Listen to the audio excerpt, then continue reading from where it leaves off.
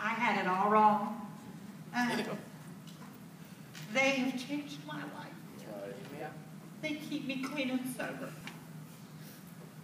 They have reminded me on a daily basis that, you know people are watching you, but when you have somebody standing beside you, it's like, whoops, I said that wrong. And then I have to go back to them and say, you know what, I didn't handle that right.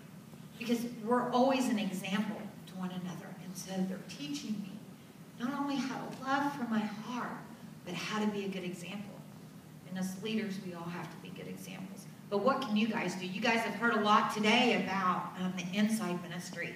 And there would be no CR Inside Out without what the inside does. They build that, they teach the girls how to have a relationship with Christ. But if we stop there, we have not done our job.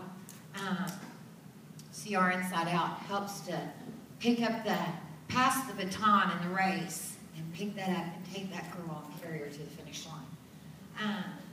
I know that a lot of women like me that were behind the walls wanted to serve and wanted to go back behind the walls. And we know that when we have felonies that seems like totally unreachable. But CR Inside Out gives our brothers and sisters in Christ a place to serve.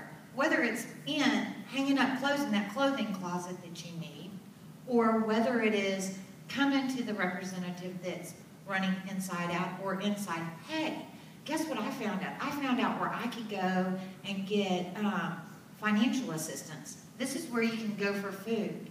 And if you do nothing else, know where your community resources are. Who will help them to get identification? Who will help them to get a birth certificate? Who will help them with child reunification? Know where those resources are. So if you do nothing but call Gina or myself and say, hey, I found this great resource, you've done a great thing because you've done it for someone else.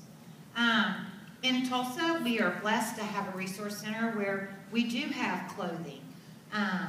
But a lot of times in our rural areas, when we have girls discharging to Duncan or to Lawton, we don't know what those resources are, and that's why we need you. It takes a village. It takes every single one of us sowing into these women's lives, men and women's lives, as they come out of incarceration.